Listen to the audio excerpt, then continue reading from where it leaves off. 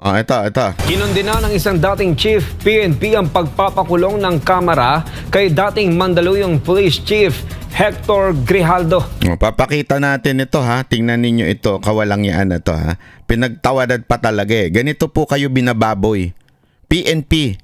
Ganito kayo binababoy ng Kamara. Papayag ba kayo?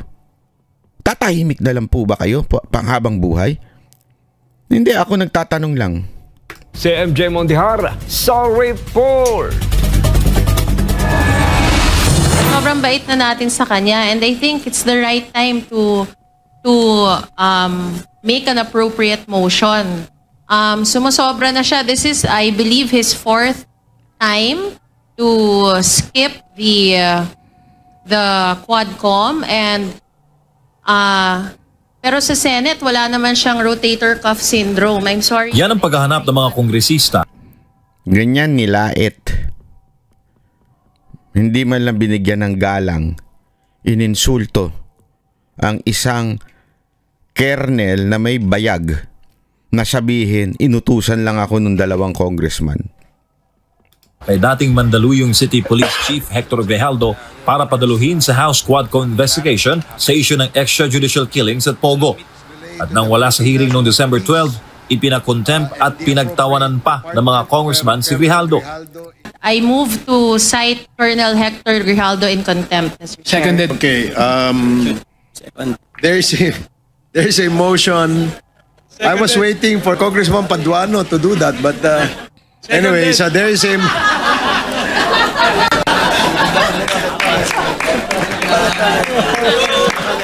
Ito ang kasalukuyang lagay. Ito ang kasalukuyang lagay. Oh. Tapos pinagtawanan pa.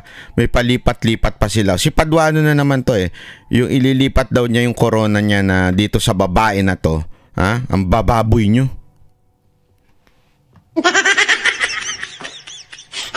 I mean, yung baboy na ugali ah. There's a motion. I was waiting for Congressman Paduano to do that, but anyway, so there is a...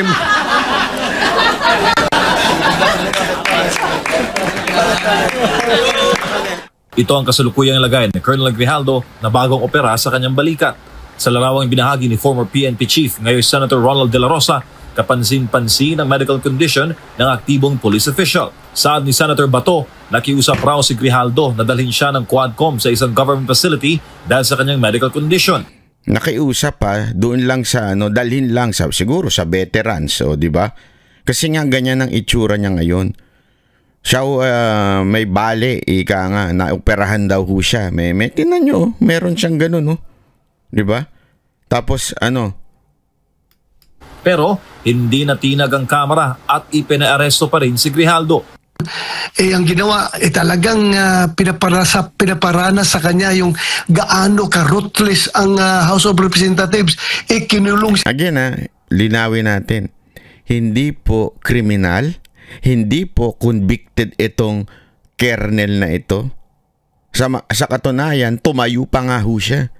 Tumayo pa ho siya in a way na hindi siya pumayag na mautusan siya na magsinungaling. So hindi po ito kriminal. Ito na naman sila. Tulad nung Chief of Staff ni BP Sara Duterte, hindi rin kriminal po yun. And yet, ang treatment nila. Kung yung treatment nga ho nila kay BP Sara Duterte, halos bagsakan ng pintuan ng trunk ng sasakyan. Ganon ang treatment nila sa Vice President. How much more dito sa former chief, ito palang active kernel na si Grijaldo. Mantakin mo. Doon sa kulungan yung kinulungan kay Atty. Zuleika Lopez. Si Grijaldo ay una nang inakusahan ng cover-up sa kaso ng ambush lay kay dating PCSO Board Secretary Wesley Barayuga sa Mandaluyong City noong Hulyo 2020 na ang itinuturong mastermind ay si dating PCSO General Manager Colonel Rina Garma. Inakusahan naman ni Grijaldo ang Quadcom ng pamimwersa sa kanya sa naging pagharap niya sa Senado para kumpirmahin ang testimonya ni Garma na nagtuturo kay dating Pangulong Rodrigo Duterte na nasa likod umano ng pagkamatay ng maraming pinaghihinalaang drug personality sa madugong drug war. Pinasusuportahan din kay Grijaldo ang testimonya ni Garma kaugnay sa umunoy umiiral na reward system sa mga opisyal at miyembro ng PNP na makapapatay ng drug suspect. Ayon naman kay Senator De La Rosa, malinaw na ginagantihan ng Quadcom ang opisyal dahil sa pag-amin nito. Ganun, gusto lang talaga nilang mag-power tripping ba na ikaw gumawa ka ng nakakasama sa amin, kaya magdusa ka, ikulong ka namin dito. Hindi mo lang dinala sa ospital, so sobra. Oo, grabe talaga. Yung ginawa na yun, halatang paghihiganti lang. Kasi nga po, binuking niya itong mga congressman natin, binuking niya na inutusan siya na magsabi ng kasinungalingan para masiraan ho ang mga Duterte. Hindi siya pumayag. Di ba po? Hindi ho siya pumayag. At sinabi niya yan sa Senado. Ngayon, ginagantihan na po siya. Paano? Kahit wala kaming pakialam, kahit bali-bali na yung katawan mo, makulong ka dito. Ganun. Anong naman ngayon ng senador sa kanyang mga kabaro noon sa PNP bilang dati nilang chief? Ito yung hamon po ni Senator De La Rosa. Sabi niya, do our men in uniform deserve this kind of treatment? Yun ang tanong dun eh. Kung akma ba ang trato ng Quadcom kay Colonel Grijaldo? Sobra kaya nasabi ko, kung ako ang chief PNP, I will never allow Senator Bato, may bayag po kayo. of my men. Yun ang totoo eh. Kahit kita nyo naman hindi lang may bayag, parang talagang meron kayong tikas ika nga, di ba? Meron kayo nun, Senator Bato. What do you expect? Di ba? To experience this kind of maltreatment, this kind of injustice na ginagawa nila ngayon sa isang police colonel. Paano na lang ang ordinaryong tao? Yan ang mahirap dyan, mga kababayan. Hindi ako, totoo lang. Yan ang nakakatakot ako mabuhay sa Pilipinas ngayon. That's the truth. Kasi once you are the enemy, o kaya you are in the opposition, they would do everything. They would do everything. Even beyond laws. Ibig sabihin, kahit beyond sa batas natin, gagawin nila para gipiting ka lang. Nakakatakot na hawak na nila ang lahat. Mula sa Kamara, mula sa Senado, sa Executive Branch, mapa PNP, mapa AFP, hawak na po nila. Supposedly, meron dapat check and balance dyan eh. Wala na ho. As in, wala na.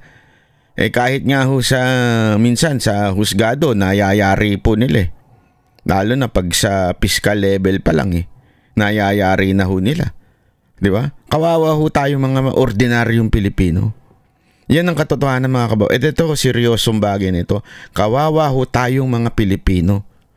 Tayong mga ordinaryo na walang kalaban-laban. Ngayon, itong mga pinagtitripan, yung mga kumakalaban sa kanilang mga opisyal, paano kung dumating ang panahon na, so ibig sabihin, parang sinasabi ho ng ating gobyerno ngayon, kaya namin gawin to sa opisyal kaya tumahimik kayo. Ikaw mamamayan ka, tumahimik ka. Kasi kaya naming tanggalan ng mga estrella, kaya naming gaguhin ng mga opisyal kung gustuhin namin. Kaya kayo, tumahimik kayo. Ganun ang dating yan, mga kababayan. Kung itong police colonel ay ginaganon nila, binababoy nila, paano lang yung ordinaryong tao? Mananatili naman sa detention facility sa Kamara si Grijaldo hanggat hindi tinatapos ng Quadcom ang kanilang pagnig kaugnay sa EJK. Para sa Diyos sa Pilipinas kong mahal, MJ Mondehan, SM9 News.